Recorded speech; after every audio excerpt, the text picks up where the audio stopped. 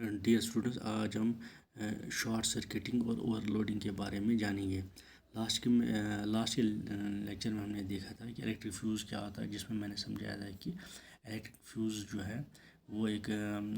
Thin wire का जो बना होता है, मोस्टली किसका बना होता है, ये बना होता है करंट दिस टिन और लेड एलॉय का बना होता है। तो उसमें मैंने साथ में ये भी बताया था कि जो फ्यूज़ वायर्स होती हैं ये डिफरेंट रेटिंग पर काम करता है। जैसे कि हमारे हाउस होल्ड्स में जो लगता है, जिसमें हमें करंट जो है ड्रा करनी कम, जो हमें करंट कम चाहिए होती है, तो उसके लिए हम जो है इसका यूज़ करते हैं। हाउस होल्ड्स जैसे फ़ैन वगैरह जिस पर चलते हैं, तो उसमें 5 एम्पेयर की हमें करंट पावर रेटिंग ज़रूरत पड़ती है। और जब जो हमारे पास पावर सर्किट्स होते हैं, जैसे हमारे पास जो इलेक्ट्रिकल अप्लायंसेस होते हैं, गीज़र्स हैं या आयरन वगैरह है, तो उनमें जो है पावर कंजप्शन ज़्यादा होने की वजह से तो उसमें जो पावर रेटिंग्स उसमें ज़्यादा ज़रूरत होती है। तो अब यहाँ पर हमारे पास आपने पढ़ा होगा कि इसमें जो शॉर्ट सर्किटिंग है, तो शॉर्ट सर्किटिंग कब हो जाती है, जब जो हमारे पास जो इलेक्ट्रिकल अप्लायंस होते हैं, तो उनके साथ जो तार जुड़ी होती है उसमें लाइव वायर, न्यूट्रल और जो ग्रीन कलर की वायर्स होती है, लाइव हो गया, रेड कलर की, ब्लैक हो गया न्यूट्रल, और ग्रीन कलर की जो वायर्स होती है वो एक प्रॉपरली इंसुलेटेड वायर्स होती है। तो उसमें जब कभी कभार देखा गया है कि जब उसमें कोई कट वगैरह आ जाए, जब कट आ जाता है, क्योंकि वो साथ में जुड़ी होती हैं, जिसकी वजह से क्या होगा कि जो आपस में जो है ये दो वायर्स जब टच कर जाती हैं, तब क्या हो जाता है, तब जब ये आपस में टच करती हैं, तो इससे क्या रिज़ल्ट होता है, it produce short circuit. Short circuiting में मतलब यहाँ पर क्या हो गया कि जब करंट फ्लो करती है लाइव वायर में, तो ये सारी जो है इसका जो जमना पावर डाइवर्ट करके न्यूट्रल में वायर में भी जाती है, बिकॉज ऑफ लो रेजिस्टेंस। तो उसकी रेजिस्टेंस कम होने की वजह से वहाँ पर करंट जो है वो लार्ज बन जाएगी, और कॉन्सिक्वेंटली क्या होता है कि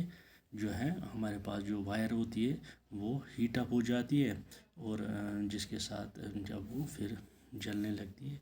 और फायर स्टार्ट हो जाता है। दूसरा इसमें आता है कि ओवरलोडिंग क्या होता है। ओवरलोडिंग जैसे कि नॉर्मली हमें पता है, ओवरलोडिंग किसी चीज़ जब एक्सेस में हम किसी चीज़ को रख देते हैं। इसी तरह यहाँ पर हमारे जो इलेक्ट्रिकल सर्किट्स में भी देखा गया है कि जब हमारे जो हम घरों में जो वायरिंग, डोमेस्टिक वायरिंग करते हैं, तो उसमें क्या होता है कि जब हम बहुत सारे इलेक्ट्रिकल अप्लायंसेस जो लगाते हैं, जैसे आयरन हीटर वगैरह, इमर्शन रॉड्स वगैरह लगाते हैं, इवन एसी लगाते हैं, तो उससे क्या होता है, बिकॉज ऑफ उनमें जो है पावर रेटिंग ज़्यादा, पावर कंजप्शन ज़्यादा होता है।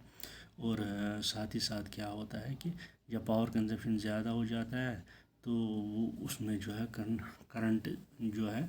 वो ज़्यादा ड्रैग हो जाएगी करंट, तो जिसकी वजह से क्या होगा, जिस पे ओवरऑल जो हमारा सर्किट होता है, जो डोमेस्टिक वायर जो घरों में जो सर्किट लगा होता है, तो उस पर ज़्यादा लोड पड़ जाता है, जिसकी वजह से क्या हो जाता है, इस इफ़ेक्ट को, इस फिनोमेना को हम बोलते हैं ओवरलोडिंग। अब इसमें एक और चीज़, परसों मैंने लास्ट टाइम में इसमें जो है एक इम्पॉर्टेंट पॉइंट जो मैं समझाना यहाँ पर मतलब भूल गया था, कि जो हमारी अर्थ वायर जो होती है, जिसको हम ग्राउंड कर देते हैं, बेसिकली उसमें एक क्या होता है कि जो हमारी जो भी इलेक्ट्रिक अप्लायंस है, जैसे आयरन ले लो, तो उसमें एक कनेक्शन होगा, वो इलेक्ट्रिक अप्लायंस का किसके साथ जुड़ा होता है, अर्थ के साथ। तो वहाँ पर जो है मीन इस वायर का जो है एक हिस्सा वो अर्थ के साथ जब हम सॉकेट में ऑन कर देते हैं, तो ऑटोमेटिकली वो नीचे से ग्राउंड हो जाता है, जिसकी वजह से क्या होता है, उससे क्या हमें फ़ायदा मिलता है। इसका इम्पॉर्टेंट आस्पेक्ट यही होता है कि जो जब लीकेज हो जाती है करंट की किसी वजह से, तो जो करंट है उसको ये कहाँ पर ये ट्रांसफ़र कर देता है, ये ग्राउंड में कर देता है। तो इम्पॉर्टेंट फंक्शन यही है अर्थ वायर का, कि वो जो भी एक्सेस या लीकेज, जो भी लीकेज करंट होती है इस इलेक्ट्रिकल अप्लायंस में, تو اس کو وہ ڈریگ کہاں کر دیتا ہے؟ گراؤنڈ میں، جس سے کیا ہو جاتا ہے کہ جو ہمارا الیکٹرک اپلائنس ہے ایک وہ بھی بچ جاتا ہے، اور جو کنسرنڈ جو پرسن ہوگا تو اس کو الیکٹرک شاک سے بھی بچاتا ہے۔ تو یہ آج کا اس میں ٹاپک تھا، وہ آپ کو سمجھ آئے گا۔